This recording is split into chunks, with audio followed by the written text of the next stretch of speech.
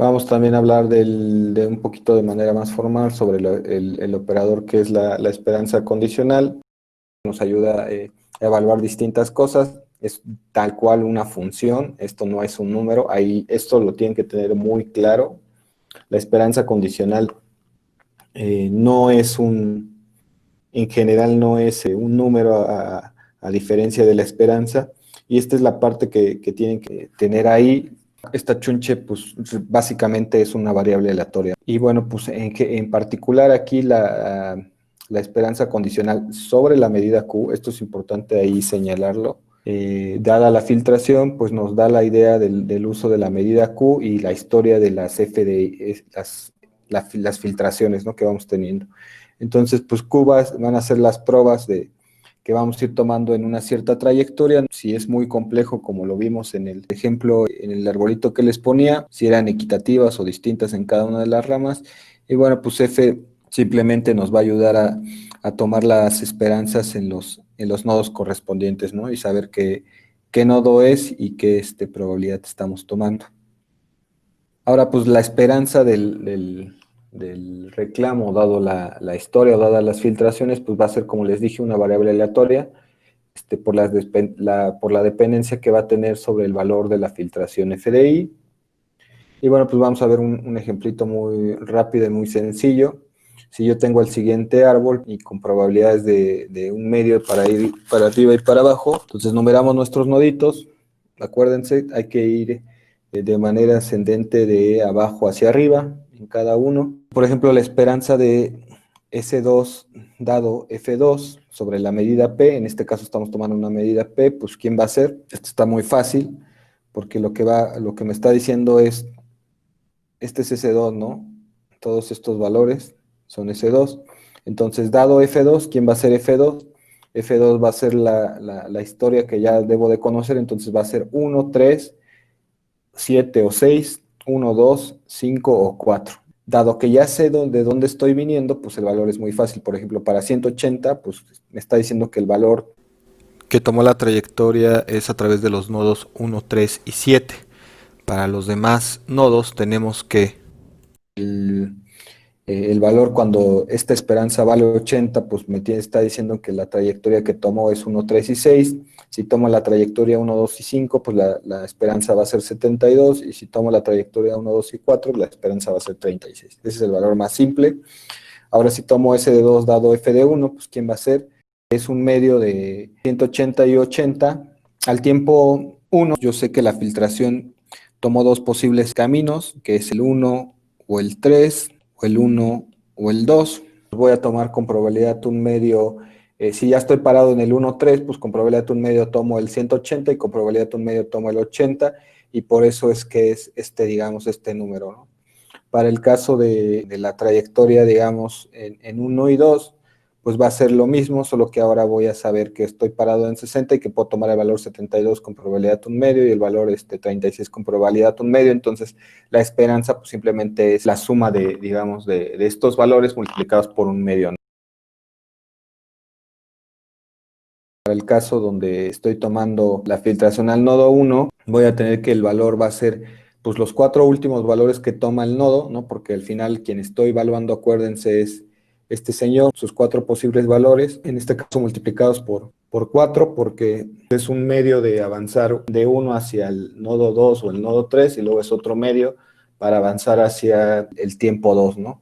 Entonces, en este caso, tiene que ser dividido sobre 4 y el valor que nos da finalmente es 92. Es muy claro que utilizar la esperanza condicional y particularmente que esta cosa pues es una martingala, pues es que la esperanza de S2 dado F2 pues va a ser S2, ¿no?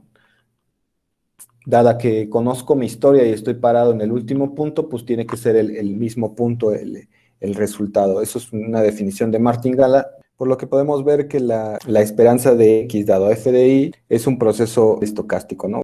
Podemos transformar esta cosa en un proceso de precios con la misma estructura del árbol que veríamos de la siguiente manera, ¿no? Tomamos por ahí todos los valores que fuimos construyendo. al final vamos a tener pues el 180, el 80, el 72 y el 36, que son los mismos valores de S2, el 130 y el 54, que fueron, digamos, los valores del proceso dado la información al tiempo 1. Y finalmente, pues el 92 es que tomó el proceso dado que solo sabía que estaba parado al inicio. Ahora vamos a hablar de un proceso previsible.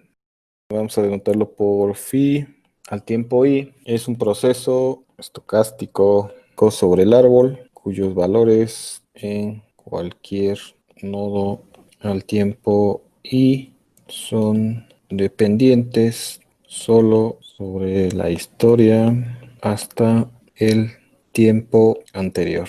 ¿Quién? Pues f de i menos 1. Es decir, este proceso puedo saber cuál va a ser el valor que va a tomar, sí, solo sí sé cuáles son los valores que ha tomado en la historia, ¿no? Esto suena un poco redundante en tiempo discreto, ¿no? Porque estoy pensando en un nodito anterior, entonces de alguna forma puedo saber qué es lo que sucede, pero ya en tiempo continuo esto no es tan trivial, ¿no? Imagínense un tiempo infinitesimal antes, pues eso va a querer decir que tengo un proceso previsible que conozco toda la información hasta un tiempecito anterior, y por un tiempo anterior me refiero, no sé, puede ser 1 minuto, 2 minutos, lo que sea, y voy a poder determinar su valor a través de ello. Dada que la relación que tenemos entre los nodos y las trayectorias que se van tomando sobre nuestro árbol es 1 a 1, el proceso que tenemos en nuestro árbol binomial va a ser en sí un proceso previsible, cuyos valores pues, van a estar bien definidos, ¿no? Desde que comenzamos en el tiempo cero y a partir de que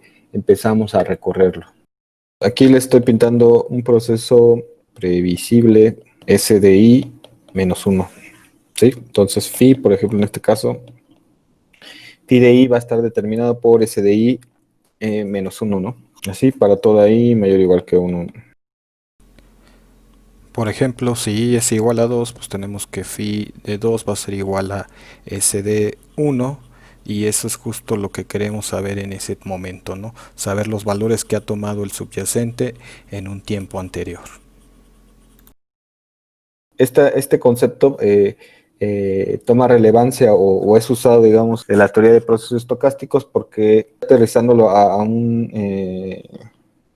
nuestro mundo de derivados, ¿a qué se les imagina que nos está haciendo alusión?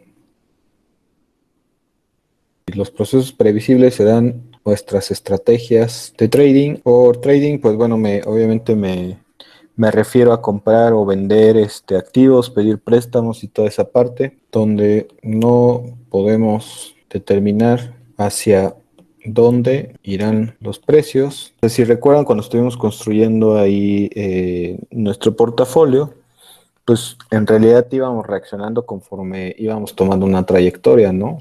No, en ningún momento les dije, no, pues el precio, hay que construir este portafolio que va a servir en cualquier tiempo para cualquier nodo. No, dependiendo del punto donde esté parado y del camino que esté tomando el subyacente, pues es el portafolio que voy ahí a determinar y hacer. Entonces eso es un proceso previsible, dada la historia, pues puedo saber su valor en ese momento, pero no puedo determinar qué es lo que pasará, digamos, en el futuro, ¿no? Esto es una característica de cualquier modelo basado en no arbitraje. Entonces un proceso S es una martingala respecto a una medida P y una filtración pues f de i y la esperanza sobre la medida P de S de J dado f de i, pues es simplemente ¿quién? SI. Entonces eso es lo que es una martingala. Tengo un proceso estocástico, tengo una medida de probabilidad, tengo una filtración definida sobre ese espacio de probabilidad. Entonces decíamos que ese es martingala si la esperanza de ese J dado la filtración al tiempo i va a ser igual al valor de nuestro proceso al tiempo i, siempre y cuando pues J sea mayor o igual que el tiempo i.